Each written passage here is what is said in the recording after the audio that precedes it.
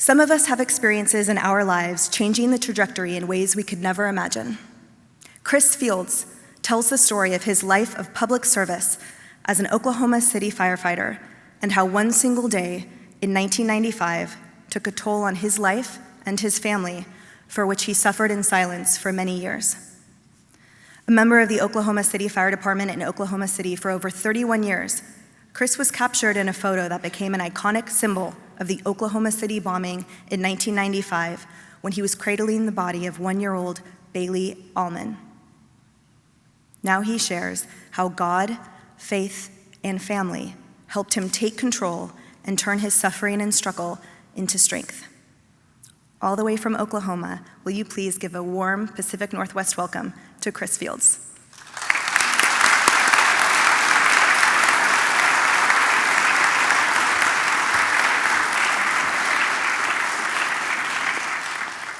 April 19th, 1995. The date marks the worst U.S. terrorist attack in history. It was the day Terry Nichols and Timothy McVeigh bombed the Alfred P. Murrah building in Oklahoma City. A massive car bomb exploded outside of a large federal building in downtown Oklahoma City, shattering that building, killing children, killing federal employees, military men, and civilians. Photographer Phil Monahan and I got down to the downtown area at about 10 after. You were seeing exactly what we saw as soon as we got there. You really couldn't believe your eyes, and you especially couldn't believe that it was actually happening here in Oklahoma City.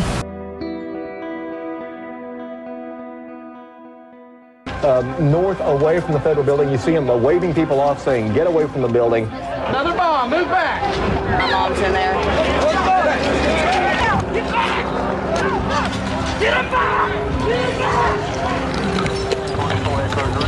We got damage in the 100 block of Northwest 6. Don't know what happened, just a blast. Just a tremendous explosion. The ceiling, the windows came in. Definitely. It is chaos down here. The fire department in the basement of the federal building. There's the children. Just some graphic stuff. Yeah, pretty much the victims have broken bones, cuts and bruises and burns. It's like a war zone down there.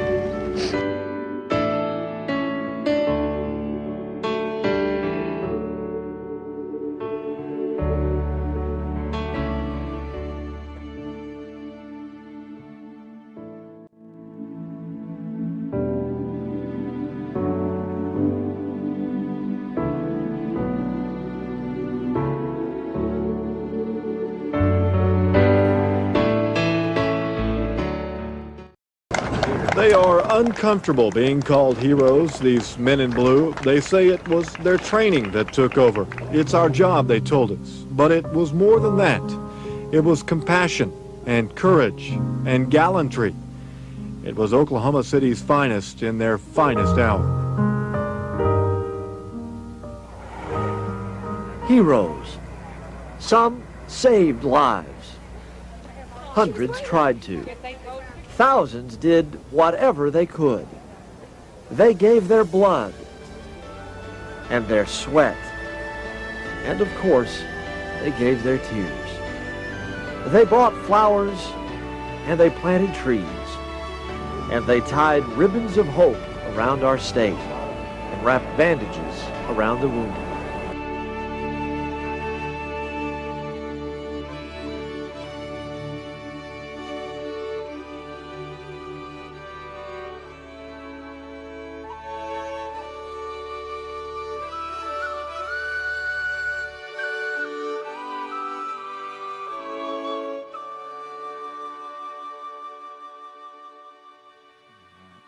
Good morning. First off, man, it's an honor to be here, especially on 9/11. Oklahoma City had a lot of close ties on 9/11. We lost some friends that day from the responders. We had a bunch come from New York City to help us in April 19th, 1995. And some of those were in the tower. The helpers that came to help us were in the towers that day. So thank you to Leslie and everybody for bringing me out here. I think I can safely say this now with no repercussion. The odds of me keeping this 10 minutes isn't real good. So I didn't want to say that yesterday, but I'm going to do my best. So anyway, is there a more appropriate time in our country right now for a day of, prayer, positive messages? I mean, with things that are going on, it's just absolutely crazy. So we'll have some messages of hope, inspiration, power of forgiveness, especially in my story. Out of chaos, comes order and a chance to grow is what I say and heard and used for my motto. It fits perfect for my personal story. It fits perfect for 9/11. It fits perfect for April 19th, and it fits perfect for 2020 with what's going on. Without all this chaos that's going on, me and Jason were having dinner last night, and I told him, I said, with all this going on, you watch. We'll come out of it like we always do. America, we always find a way, and that's what will happen again. I've also learned I could also call it Mama's always right, and everything's on God's timing. And that was a hard lesson for me to learn, but I learned it, and my mom reminds me of it every day. Certain photos I have to show, and I do it out of respect for the people that lost their lives that day. I wouldn't have this platform if it wasn't for that day and them, so I feel like I pay honor to them. And I believe there's a photo of the 168 victims, including 19 children that day, over like 700, 800 injuries. So I feel like I always need to pay respect to those folks. Like I say, I found out the next morning the photo was taken, and I won't take you through all the mud and the muck that I went through after that, but let's just say I turned into a human that I didn't like. Before I was even diagnosed with PTSD, I had already alienated every family member, my wife, my children. And it's going to be an emotional day for me. It's been a tough morning. I've been up since 4, which is 6 my time, and on social media looking at all these 9/11 tributes. And then I got good news of a health of my best friend, which happens to be my schnauzer. So we got a good report this morning. So everything's a little emotional. But the photo of me and Baylee was something that getting to know Erin, which is Baylee's mom, is what made things tough, getting such a connection with her. This is what I'm still close with Erin and her family. We get together for family get-togethers, graduation parties, birthdays. This was Baylee the day before the bombing on her first birthday, which was April 18th. And I show that for the fact that Baylee's often forgotten that she was actually a real person. She's often identified as just a baby in the firefighter's arms. So for Erin, I always bring this photo with me and show it. With the PTSD, before I was even diagnosed with PTSD, I had destroyed pretty much everything in my personal life, friends, family. It got to the point to where all the things that I had been dealing with as far as bombing and my career were pretty much on the back burner. Was now dealing with the humiliation that I had done to my family and all that kind of stuff. So in my mind, I thought, well, if I'm not here, they can all reset, restart, and start over. So and this whole time I'm struggling. There's 3 people that never gave up on me: God, my wife, and my mom.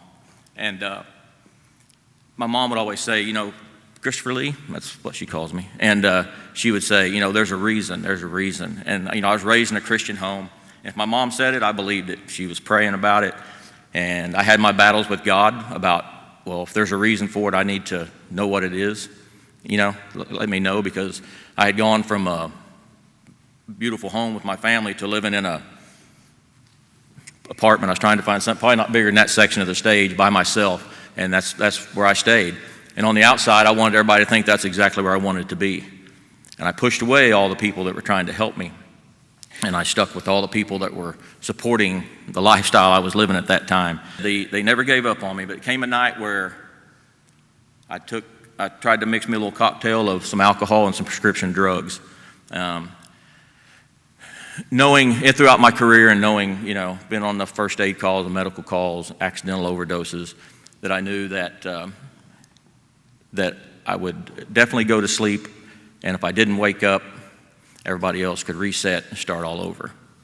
Well, apparently I didn't mix enough. So I woke up that morning, and as I say I woke up this morning, I still picture myself laying in the living room floor, looking up and the ceiling fan spinning around. I see it, this was like it was yesterday, and that's when I I thought to myself, after I established that, okay, I'm still here, I took a deep breath and I said, okay, there is no way this is my purpose in life.